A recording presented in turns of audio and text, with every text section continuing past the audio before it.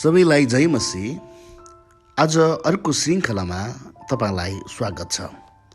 आजको विषय रहेको छ धर्मपुत्र ग्रहण अथवा परमेश्वरको परिवारमा सदस्यता, adoption membership in God's family. पुनर्जीवनमा परमेश्वरले हामीभित्र नयाँ आत्मिक जीवन दिनुहुन्छ। धर्मीकरणमा परमेश्वरले हामीलाई उहाँको सामुने सही वैधिक स्थिति दिनुहुन्छ। तर धर्मपुत्र ग्रहण अङ्गीकरणमा परमेश्वरले हामीलाई उहाँको परिवारको सदस्यहरू बनाउनुहुन्छ। त्यसकारण मुक्तिले हामीलाई परमेश्वरसँग र उहाँका जनहरूसँग जुन व्यक्तिगत सम्बन्ध दिन्छ, त्यसमाथि धर्मपुत्र ग्रहण अङ्गीकरणबारे बाइबलीय शिक्षाले विशेष ध्यान दिन्छ। क नम्बरमा धर्मपुत्र ग्रहणको धर्मशास्त्रीय प्रमाण। धर्मपुत्र ग्रहणलाई हामी निम्नलिखित ढङ्गमा परिभाषित गर्न सक्छौँ। धर्मपुत्र ग्रहण परमेश्वरद्वारा हुने त्यो कार्य हो जसद्वारा उहाँले हामीलाई उहाँको परिवारका सदस्य बनाउनुहुन्छ। यूहन्नाले उनको सुसमाचारको सुरुमै धर्मपुत्र ग्रहण उल्लेख गर्छन्, जहाँ उनी भन्छन्, तर जतिले उहाँलाई ग्रहण गरे र उहाँको नाउँमा विश्वास गरे उहाँले तिनीहरूलाई परमेश्वरको सन्तान हुने अधिकार दिनुभयो। यूहन्ना 1:12। तिनीहरूका तुलनामा ख्रिस्टलाई विश्वास नगर्नेहरू परमेश्वरका सन्तान होइनन् वा उहाँको परिवारमा ग्रहण गरेका छैनन्, तर तिनीहरू क्रोधका सन्तान हुन्। एफिसी 2:3 र अनाज्ञाकारिताका सन्तान हुन्। एफिसी 2:2-5 ख्रिस्टलाई इन्कार गर्ने यहुदीहरूले परमेश्वर तिनीहरूका पिता हुनुहुन्थ्यो भनी दाबी गरेका भए तापनि यूहन्ना 8:41 येशूले तिनीहरूलाई भन्नुभयो, परमेश्वर तिमीहरूका पिता हुनुहुँदो हो त तिमीहरूले मलाई प्रेम गर्ने थियो। तिमीहरू आफ्ना पिता दियावलसका हो र तिमीहरूका पिताको इच्छा पुरा गर्ने तिमीहरूको सङ्कल्प छ। यूहन्ना 8:42-44। हामी विशेष अर्थमा अब परमेश्वरका सन्तान हौँ, अर्थात् उहाँका परिवारका सदस्यहरू हौँ भन्ने तथ्यका बारम्बारका गवाही नयाँ करारका धर्मपत्रहरूले दिन्छन्, पावल भन्छ। किनभने सबै जो परमेश्वरका आत्माले डोर्याइएका हुन्छन् तिनीहरू नै परमेश्वरका सन्तान हुन्। किनभने फेरि डरमा पढ्नलाई दासत्वको आत्मा तिमीहरूले पाएका छैनौ, तर तिमीहरूले धर्मपुत्र हुने आत्मा पाएका छौ। यसैले जब हामी परमेश्वरलाई अब्बा पिता भनी पुकार्छौँ, त्यो चाहिँ हामी परमेश्वरका सन्तान हौँ भनी पवित्र आत्माले हाम्रो आत्मासँग गवाही दिनुभएको हो। र सन्तान हौँ भने त उत्तराधिकारी पनि हो। परमेश्वरका उत्तराधिकारी र ख्रिस्टसँग साझेदारी उत्तराधिकारी। उहाँसँग दुःख भोग्छौँ भने त हामी उहाँसँगै महिमित पनि हुन्छौँ। रोमी 8:14-17। तर यदि हामी परमेश्वरका सन्तान हौँ भने के परिवारका सदस्यहरूका रूपमा एकअर्कासँग हाम्रो सम्बन्ध छ? निश्चय नै छ। वास्तवमा परमेश्वरको परिवारको यो धर्मपुत्र ग्रहणले हामीलाई उहाँको करारका विश्वास गर्ने यहुदीसँग पनि एउटै परिवारका हकदार बनाउँछ। किनकि पावल भन्दछ कि हामी अब्राहमका पनि सन्तान हौँ। न त अब्राहमका सन्तान हुँदैमा सबै तिनका सन्तान हुन्, तर धर्मशास्त्रमा भनेअनुसार इसहाकबाट नै तिमीहरूको सन्तान गनिनेछ। यसको अर्थ यो हो कि शरीरबाट जन्मेकाहरू परमेश्वरका सन्तान होइनन्, तर करारबाट उत्पन्न भएकाहरू नै अब्राहमका सन्तान हुन्। रोमी 9:7-8। पावलले गलातीमा अझ बुझाउँछन्, अब हे भाइ हो, इसहाक जस्तै हामी पनि प्रतिज्ञाका सन्तान हौँ। यसकारण भाइ हो, हामी कमारीका होइनौँ, तर स्वतन्त्र स्त्रीका सन्तान हौँ। गलाती 4:28-31। यहाँ पत्रुसले विश्वास गर्ने स्त्रीलाई नयाँ करारका साराका छोरीहरू हुन् भनी हेर्छन्। पावलले यो बताउँदछ कि परमेश्वरका सन्तानका रूपमा धर्मपुत्र ग्रहणको यो दर्जा पुरानो करारमा पूर्ण रूपमा व्यवहारमा ल्याइएको थिएन। उनी भन्छन्, तर विश्वास आउन अघि हामी व्यवस्थाको वशमा थियौँ र विश्वास ख्रीष्ट प्रकट नभएसम्म हामी थुनिएका थियौँ। तर अब विश्वास आएको हुनाले अब उपरान्त हामी संरक्षकको अधीनमा छैनौँ, किनकि विश्वासद्वारा तिमीहरू सबै ख्रीष्ट येशूमा परमेश्वरका सन्तान हो। गलाती 3:23 र 26। यसको अर्थ यो भन्नु होइन कि पुरानो करारले परमेश्वर हाम्रा पिता हुँदै हुनुहुन्न भन्ने कुरा बताएनन्, किनभने परमेश्वरले आफैलाई इजरायलका सन्तानका पिता हुँ भनी भन्नुभयो अनि विभिन्न स्थानहरूमा तिनीहरूलाई उहाँका सन्तान भन्नुभयो। परमेश्वर इजरायलीहरूका पिता हुनुहुन्छ भन्ने चेतना भए तापनि परमेश्वरको परिवारका सदस्यताका पूरा हित र विशेष अधिकारहरू, त्यो सदस्यताको पूर्ण कार्यान्वयन ख्रीष्ट नआउन्जेलसम्म अनि हामी परमेश्वरका सन्तान थियौँ भन्ने गवाही परमेश्वरका पुत्रका आत्माले हाम्रो आत्मासँग नदिन्जेलसम्म आएनन्। हामी परमेश्वरका सन्तान हौँ भन्ने कुन प्रमाण हामी हाम्रो जीवनमा देख्छौँ? पावलले यसको स्पष्ट प्रमाण यस तथ्यमा देख्छन् कि हामी परमेश्वरका सन्तान हौँ भन्ने गवाही पवित्र आत्माले हाम्रो हृदयमा दिनुहुन्छ।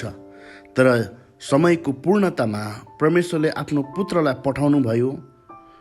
उहाँ एउटी स्त्रीबाट जन्मनु भयो तथा व्यवस्थाको अधीनमा जन्मनु भयो। व्यवस्थाको अधीनमा रहनेहरूलाई मोल तिरेर छुटाउनलाई उहाँ पठाइनुभयो ताकि हामी पुत्रको पुरा हक पाउन सकौँ। तिमीहरू पुत्र भएका हुनाले परमेश्वरले आफ्ना पुत्रका आत्मा हाम्रो हृदयमा पठाइदिनु भयो, जसले हे अब्बा पिता भनेर पुकार्नुहुन्छ। यसै कारण परमेश्वरद्वारा तिमी अब उपरान्त दास होइनौ तर पुत्र हो, र पुत्र हो भने त उत्तराधिकारी पनि हो। हामी परमेश्वरका सन्तान हौँ भन्ने हाम्रो जुन दर्जा छ त्यसलाई यूहन्नाको धर्मपत्रले अति नै जोड दिन्छ। हेर पिताले हामीलाई कस्तो किसिमले प्रेम गर्नुभएको छ कि हामी परमेश्वरका सन्तान हौँ भनी कहलेका हौँ र साँच्चै हौँ पनि। प्रिय हो, अहिले हामी परमेश्वरका सन्तान हौँ। पहिलो यूहन्ना 3:1 र 2। यूहन्नाले उनका पाठकहरूलाई अक्सरै बालकहरू वा साना बालकहरू भन्छन्। यसुले हामीलाई उहाँका भाइहरू भन्नुहुन्छ र यसकारण एउटा अर्थमा उहाँ परमेश्वरको परिवारमा हाम्रो दाजु हुनुहुन्छ र उहाँलाई धेरै भाइहरूमध्ये ज्येष्ठ भन्न सकिन्छ। तरै पनि परमेश्वर जुन प्रकारले हाम्रो स्वर्गमा हुनुहुने पिता हुनुहुन्छ र उहाँ स्वयंले जुन प्रकारले पिता परमेश्वरसँग सम्बन्ध राख्नुहुन्छ ती बीच स्पष्ट भिन्नता छुट्याउन येशू होसियार हुनुहुन्छ। उहाँले मरियम मग्दलिनीलाई भन्नुहुन्छ, मेरो पिता र तिमीहरूका पिता र मेरो परमेश्वर र तिमीहरूका परमेश्वर कहाँ गइरहेछु। यसरी उहाँले अझ ठुलो र अनन्त अर्थमा परमेश्वर कसरी उहाँको पिता हुनुहुन्छ र कुन अर्थमा परमेश्वर हाम्रो पिता हुनुहुन्छ सो बीच स्पष्ट विभेदीकरण गरिरहनु भएको छ। नयाँ करारले हामीलाई परमेश्वरका सन्तान भने तापनि हामीले यस कुरामाथि पनि ध्यान दिनुपर्छ कि अर्को यस्तो अर्थ पनि छ जस अनुसार हाम्रो धर्मपुत्र ग्रहण अझै पनि भविष्यमा नै हुनेछ। किनभने जबसम्म ख्रीष्ट फेरि आउनुहुन्न र जबसम्म हामीले नयाँ गरी पुनरुत्थान गरिएका शरीरहरू प्राप्त गर्दैनौँ तबसम्म हामीले धर्मपुत्र ग्रहणका पूर्ण लाभ र विशेष अधिकारहरू पाएका हुन्नौँ। सृष्टि मात्र होइन तर हामी आफै पनि, जसमा पवित्र आत्माको पहिलो फल छ र सन्तानको रूपमा ग्रहण गरिनलाई अर्थात् हाम्रो देहको उद्धारको निम्ति प्रतीक्षा गरेर हामी अझै पनि भित्रभित्रै अर्थनाद गर्दछौँ भन्दा पावलले पछिबाट र अझ पूर्ण अर्थमा हुने धर्मपुत्र ग्रहणबारे बताउँछ। पावलले नयाँ गरी पुनरुत्थान भएका शरीरहरूलाई हाम्रो धर्मपुत्र ग्रहणका विशेष अधिकारहरूको परिपूर्तिको रूपमा लिन्छन्। यस विस्तृत अर्थमा कि उनले हामी छोराहरूका रूपमा सन्तान बनाएका हौँ भनी हेर्छन्। खमा मतान्तरण हृदय परिवर्तनपछि धर्मपुत्र ग्रहण आउँछ अनि यो उद्धारकारी विश्वासको परिणाम हो। पुनर्जीवनमा हुने नयाँ गरी जन्मनुको बिम्ब विधानले हामीलाई मानव परिवारमा बालबालिकाहरू जन्मेका कल्पना गर्न लगाउने हुनाले हामी आरम्भमा यो सोचौँला कि हामी पुनर्जीवनद्वारा परमेश्वरका सन्तान बन्नेछौँ। तर नयाँ करारले धर्मपुत्र ग्रहण र पुनर्जीवन बीच सम्बन्ध छ भने कहिले पनि भन्दैन। वास्तवमा धर्मपुत्र ग्रहणको धारणा एउटा परिवारमा जन्मनु बुझाउने धारणाको विपरीत हुन्छ। बरु नयाँ करारले धर्मपुत्र ग्रहणलाई उद्धारकारी विश्वाससित जोड्छ अनि भन्छ हामीले ख्रिस्टलाई भरोसा गरेका फलस्वरूप परमेश्वरले हामीलाई उहाँको परिवारमा दत्तक अथवा धर्मपुत्र सन्तान बनाउनु भएको छ। पावल भन्छन् किनकि विश्वासद्वारा तिमीहरू सबै ख्रिस्ट यीशुमा परमेश्वरका सन्तान हो। अनि यूहन्ना लेख्छन् तर जतिले उहाँलाई ग्रहण गरेर उहाँको नाउँमा विश्वास गरेर उहाँले तिनीहरूलाई परमेश्वरको सन्तान हुने अधिकार दिनुभयो। यी दुईवटा खण्डहरूले यो स्पष्ट पार्दछ कि धर्मपुत्र ग्रहण मतान्तर वा हृदय परिवर्तनपछि आउँछ अनि धर्मपुत्र ग्रहण हाम्रो विश्वासप्रति परमेश्वरको उत्तर हो। यसप्रतिको एउटा आपत्ति पावलको यस वक्तव्यबाट उठाउन सकिन्छ। तिमीहरू पुत्र भएका हुनाले परमेश्वरले आफ्नो पुत्रको आत्मा हाम्रो हृदयमा पठाइदिनु भयो, जसले हे अब्बा भनेर पुकार्नुहुन्छ। कसैले यो पदको अर्थ यो हो भनी बुझ्लान् कि परमेश्वरले सर्वप्रथम हामीलाई उहाँका सन्तानको रूपमा अङ्गीकार गर्नुभयो र त्यसपछि हाम्रो हृदयमा पुनर्जीवन ल्याउनलाई उहाँले हामीलाई पवित्र आत्मा दिनुभयो। तर केही पदहरू अघि पावलले यो भनेका थिए कि हामी विश्वासद्वारा परमेश्वरका सन्तान बनेका थियौँ। गलाती 3:26। यसकारण गलाती 4:6मा पावलको वक्तव्यले पुनर्जीवनमा पवित्र आत्मा दिने कुरा बुझाइएको होइन, बरु पवित्र आत्माका अतिरिक्त क्रियाकलाप बुझाइएको हो भनी बुझ्नु नै सर्वोत्तम हुन्छ। जुन अतिरिक्त क्रियाकलापमा उहाँले हाम्रो आत्मासँग गवाही दिन र हामी परमेश्वरको परिवारका सदस्य हौँ भनी हामीलाई आश्वासन दिन सुरु गर्नुहुन्छ। पवित्र आत्माको यस कामले हामीलाई हाम्रो धर्मपुत्र ग्रहणको आश्वासन दिन्छ र यस अर्थमा पावलले यो भन्छ कि हामी सन्तान बनेपछि हाम्रो हृदयभित्र हुनुहुने पवित्र आत्मालाई परमेश्वरले यसो भन्न बाध्य बनाउनुहुन्छ, हे अब्बा, हे पिता। गमा चाहिँ धर्मपुत्र ग्रहण धर्मीकरण भन्दा भिन्नै हो। धर्मपुत्र ग्रहण हामी क्रिस्चियन बनेको समयमा आउने विशेष अधिकार भए तापनि यो यस्तो विशेष अधिकार हो जो धर्मीकरण भन्दा भिन्नै हुन्छ अनि पुनर्जीवन भन्दा भिन्नै हुन्छ। प्रार्थना र उपासनामा परमेश्वरसँग सम्बन्ध गाँच्न सक्ने र ग्रहणशील हृदयले उहाँको वचन सुन्न सक्ने बनाइदिए पुनर्जीवनमा हामीलाई आत्मिक रूपमा सजीव पारिन्छ। तर यो पनि सम्भव छ कि परमेश्वरले यस्तो प्राणीहरू पनि बनाउन सक्नुहुन्थ्यो जो आत्मिक रूपमा जीवित छन् तर जो उहाँको परिवारका सदस्यहरू होइनन् र परिवारका सदस्यहरूका खास विशेष अधिकारहरूमा सहभागी हुँदैनन्। उदाहरणार्थ स्वर्गदूतहरू स्पष्ट त्यही वर्गमा पर्छ।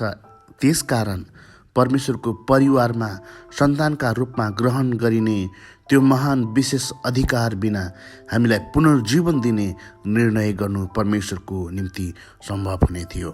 त्यसबाहेक परमेश्वरले हामीलाई उहाँको परिवार धर्मपुत्र ग्रहणका विशेष अधिकारहरू बिना हामीलाई धर्मीकरण दिन सक्नुहुन्थ्यो, किनकि उहाँले हाम्रो पापहरूलाई क्षमा दिन सक्नुहुन्थ्यो र हामीलाई उहाँका सन्तान नबनाउनु भई हामीलाई उहाँको सामुन्ने सही बौद्धिक दर्जा दिन सक्नुहुन्थ्यो। यो कुरा बुझ्न महत्त्वपूर्ण छ किनभने यसले हामीलाई यो बुझ्न सहायता गर्छ कि धर्मपुत्र ग्रहण हुँदा हाम्रो विशेष अधिकारहरू कति महान हुन्छन्। धर्मीकरण हामी भित्रको हाम्रो आत्मिक जीवनसित सम्बन्धित छ। धर्मीकरण परमेश्वरको व्यवस्थाको सामान्य हाम्रो दर्जासित सम्बन्धित छ। तर धर्मपुत्र ग्रहण पिताका रूपमा हुनुहुने परमेश्वरसँग हाम्रो सम्बन्धको कुरा हो। अनि धर्मपुत्र ग्रहणमा हामीलाई ती महानतम आशिषहरूमध्ये अनेकौँ हामीलाई दिइन्छ, जसलाई हामी सम्पूर्ण अनन्तकालभरि जान्नेछौँ। हामीले यी आशिषहरूको उत्कृष्टता बुझ्न आरम्भ गर्न थाल्यौँ भने हामीलाई तीमध्ये एउटै पनि आशिष दिन परमेश्वरको कुनै बाध्यता छैन भन्ने कुरा बुझ्यौँ भने हामी प्रेरित यूहन्नासँग यसरी विस्मित बन्न सक्छौँ, हेर पिताले हामीलाई कस्तो किसिमले प्रेम गर्नुभएको छ कि हामी परमेश्वरका सन्तान भनी कहलेका हौँ र साँच्चै हौँ पनि। घमा धर्मपुत्र ग्रहणका विशेष अधिकारहरू। धर्मपुत्र ग्रहणसित आउने लाभहरू सर्वप्रथम परमेश्वर हामीसँग जसरी सम्बन्धित हुनुहुन्छ त्यस देखिन्छ। त्यसपछि परमेश्वरको परिवारमा दाजुभाइ दिदीबहिनीको रूपमा एक आपसमा हामी जसरी सम्बन्धित छौँ त्यसमा देखिन्छ। परमेश्वरसँग कुराकानी गर्नु र एक असल र प्रेमिलो पिताका रूपमा उहाँसँग सम्बन्ध राख्नु हाम्रो धर्मपुत्र ग्रहणको एउटा सर्वमहान विशेष अधिकार हो। हामीले गर्नुपर्ने प्रार्थना यो हो, हे हाम्रा पिता जो स्वर्गमा हुनुहुन्छ। अनि हामीले यो बुझ्नु पर्दछ कि हामी अब प्रान्त दास होइनौँ तर पुत्र हौँ। त्यसकारण जसरी हामी दासले मालिकसँग सम्बन्ध राख्छ, परमेश्वर अब हामी त्यसरी नै सम्बन्ध राख्दैनौँ। तर जसरी बालकले तिनका पितासँग सम्बन्ध राख्छ त्यसरी नै परमेश्वरसँग सम्बन्ध राख्छौँ। वास्तवमा परमेश्वरले हामीलाई पवित्र आत्माबाट भित्रीय गवाही दिनुहुन्छ, जसले हामीलाई स्वाभाविक तरिकामा परमेश्वरलाई पिता भन्न लगाउनुहुन्छ।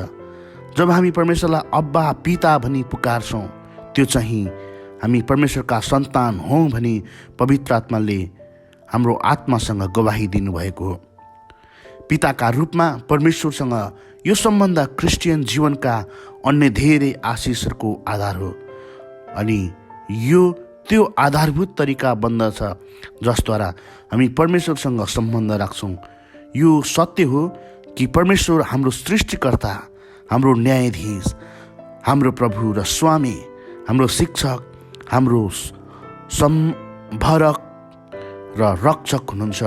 अनि उहाँ नै ती व्यक्ति हुनुहुन्छ जसले उहाँको परमेश्वरीय वास्तवद्वारा हाम्रो अस्तित्वलाई सम्हालिराख्नुहुन्छ।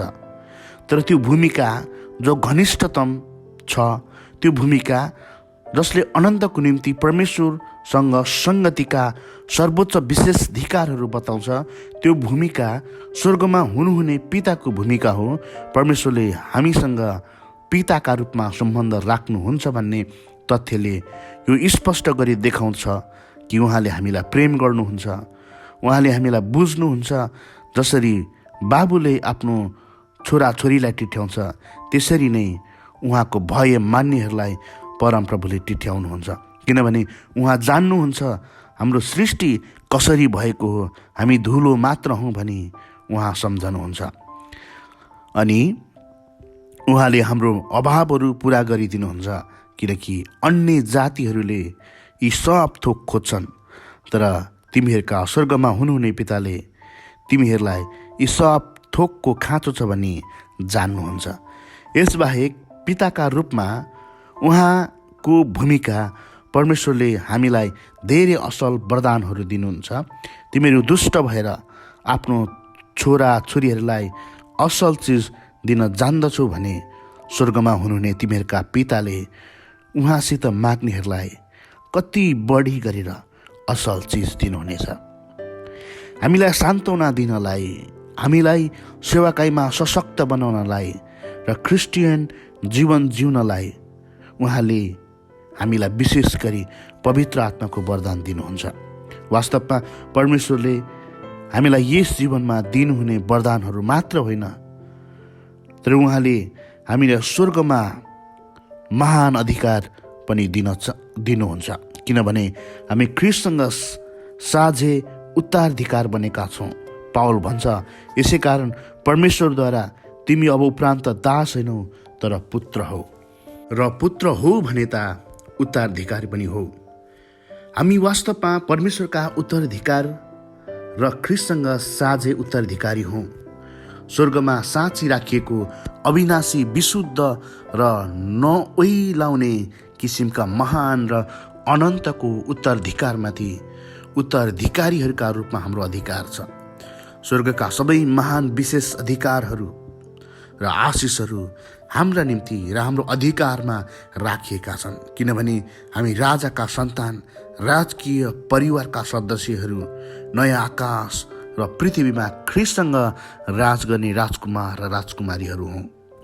प्रकाश 2 अध्यायको 26, 27 र 3 अध्यायको 21। यस महान विशेष अधिकारको पूर्वस्वादको रूपमा हामीलाई सेवकाई दिन र हाम्रो सेवा गर्नलाई अहिले पनि स्वर्गदूतहरू पठाइन्छ। परमेश्वरसँग हाम्रो सम्बन्ध पितासँग हुने सम्बन्ध जस्तै छ।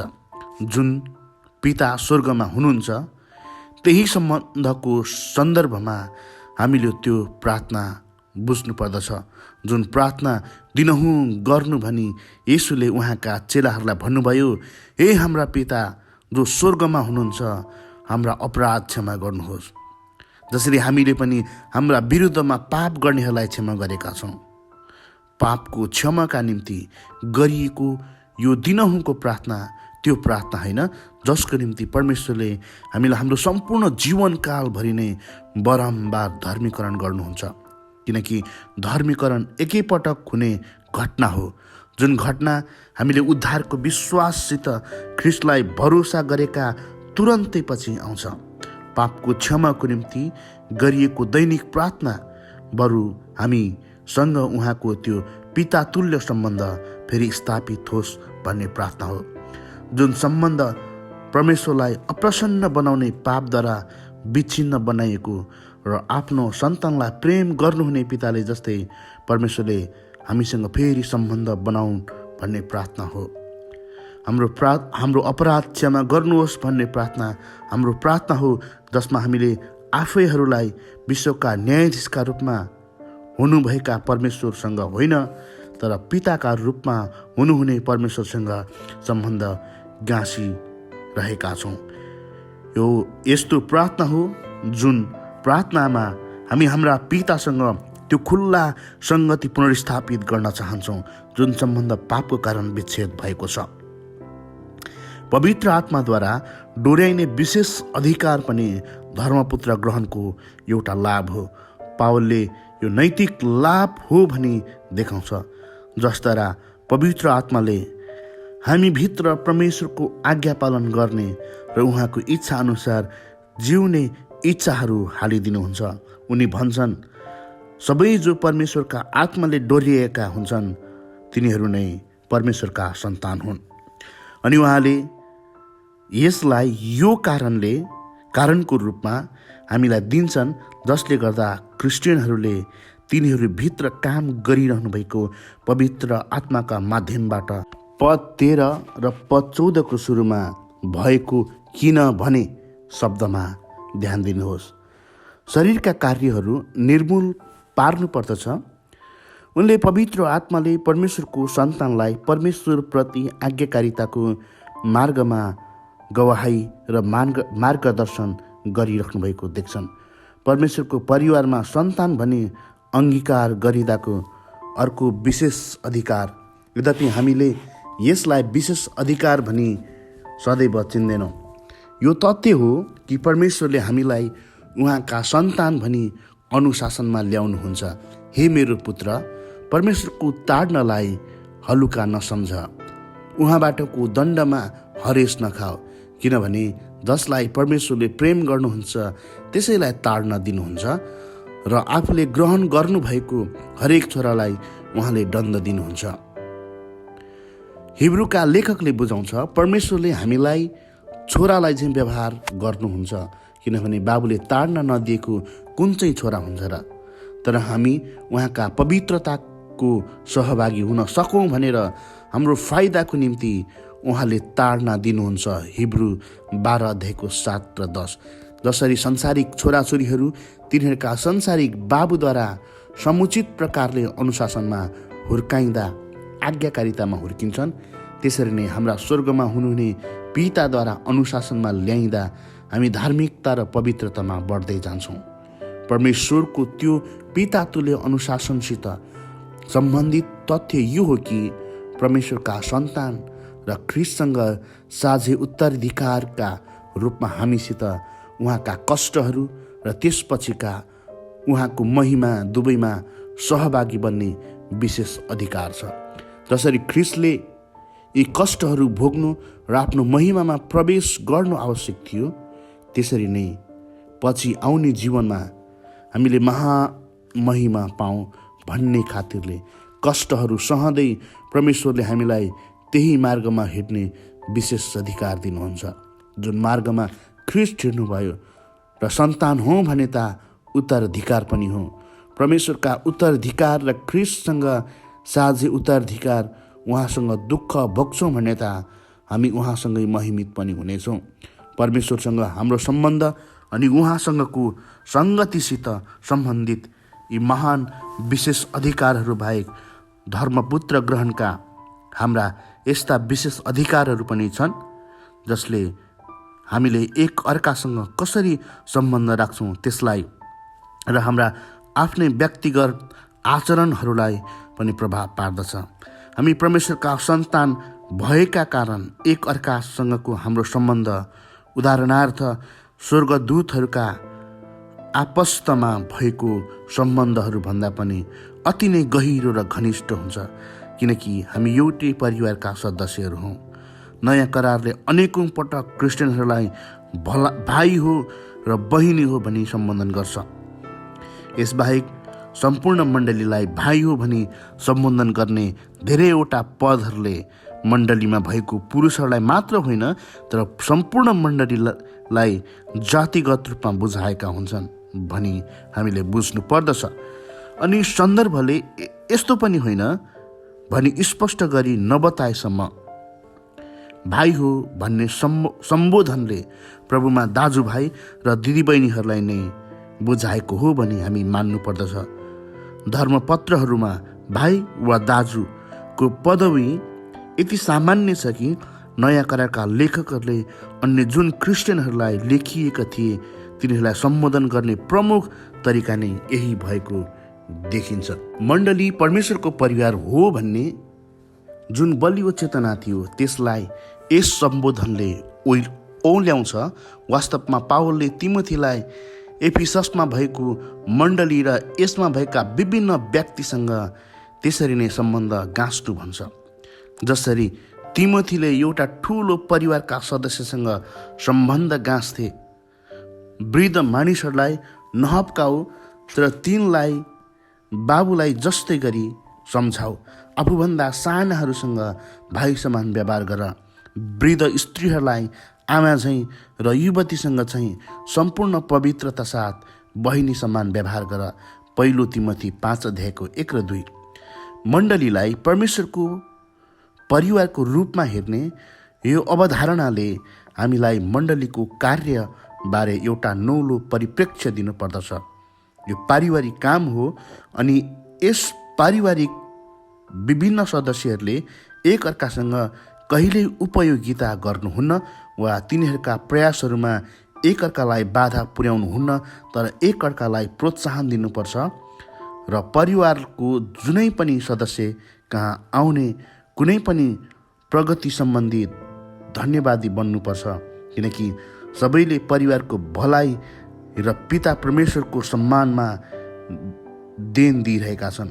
वास्तवमा एउटा संसारिक परिवारले एउटै परियोजनामा एकसाथ काम गर्दा जसरी यसले अक्सरै ठुलो रमाहट र सङ्गतिको समयमा उपभोग गर्छ, त्यसरी नै मण्डलीको निर्माणमा वृद्धि गर्दै लगिने समय एक अर्कासँगको ठुलो रमाहट र सङ्गतिको समय हुनुपर्छ। यसबाहेक सांसारिक परिवारमा नयाँ गरी सन्तान बनाइएका दाजुभाइ वा दिदीबहिनीहरूलाई परिवारमा उत्सुकतासित स्वागत गर्दा जसरी संसारिक परिवारले यसका मातापिताको सम्मान गर्छ र पूर्ण मात्रामा परिवारको उद्देश्यलाई पुरा गर्छ, त्यसरी नै हामीले ख्रिस्टका परिवारका नयाँ सदस्यहरूलाई उत्सुकता र प्रेमसित स्वागत गर्नुपर्छ। परमेश्वरको परिवारमा हाम्रो सदस्यताको अर्को पक्ष यो हो, हामीले परमेश्वरका सन्तान भई हामीले हाम्रो सबै आचरणहरूमा स्वर्गमा हुनुहुने हाम्रा पिताको अनुकरण गर्नुपर्छ। पावल भन्छ, प्रिय बालकहरू झैँ परमेश्वरको देखासेखी गर्ने हो। पत्रुसले यो भन्दा यही मुख्य विषयलाई प्रतिबिम्बित गर्छ। आज्ञाकारी बालकहरू भएका हुनाले अगाडिको अजान अवस्थाका कुइच्छाहरूमा तिमीहरू अब नलाग, तर तिमीहरूलाई बोलाउनु हुने जस्तो पवित्र हुनुहुन्छ तिमीहरू आफै पनि जीवनका सबै रहन सहनमा पवित्र हो, किनभने यो लेखिएको छ, तिमीहरू पवित्र हो किनभने म पवित्र छु। पत्रुस र पावल दुवैले यो बुझ्दछन् कि छोराछोरीहरूले तिनीहरूका संसारिक बाबुआमाको अनुकरण गर्नु स्वाभाविक हो। हामीले हाम्रो स्वर्गमा हुनुहुने पिताको अनुकरण गर्नुपर्दछ भन्ने कुरा हामीलाई स्मरण गराउनलाई पावल र पत्रुसले नानीहरूमा भएको यो स्वाभाविक प्रवृत्तिलाई देखाउँछ। साँच्चै नै यस्तो कुरा हो जसलाई हामीले स्वभावत गर्न चाहनु पर्दछ, जसमा हामी आनन्द मान्नुपर्छ। यदि स्वर्गमा हुनुहुने हाम्रा पिता पवित्र हुनुहुन्छ भने हामी आज्ञाकारी सन्तान भई पवित्र हुनुपर्छ। हामी धार्मिक आचरणको मार्गमा हिँड्दा हामीले हाम्रो स्वर्गमा हुनुहुने पितालाई सम्मान गर्छौँ र उहाँलाई महिमा दिन्छौँ। परमेश्वरलाई प्रसन्न बनाउने तरिकामा हामीले उठबस गर्दा अरू मानिसहरूले हाम्रो सुकर्म देखुन् र स्वर्गमा हुनुहुने हाम्रा पिताको महिमा गरून्। अविश्वासीहरूका सामुन्ने शुद्ध आचरण कायम राख्नु भनी पावल फिलिपीहरूलाई प्रोत्साहित गर्छन्, ताकि तिनीहरू चाहिँ निर्दोष र सुधार भएर टेढा र बरालिएका पुस्ताको बीचमा परमेश्वरको निष्खोट सन्तान हो, जुन पुस्ताको बीच संसारमा तिमीहरू तारा झै चम्कुन्। एक रूपी नैतिक आचरणको ढाँचा हामी साँचो रूपमा परमेश्वरका सन्तान हौँ भन्ने साँच्चैको प्रमाण पनि हो। यूहन्ना भन्छन्, परमेश्वरको सन्तान को हो र दियाबलसको सन्तान को हो? यसबाट प्रष्ट हुन्छ, ठिक काम नगर्ने व्यक्ति परमेश्वरको सन्तान होइन र त्यो व्यक्ति पनि होइन जसले आफ्नो दाजुभाइलाई प्रेम गर्दैन।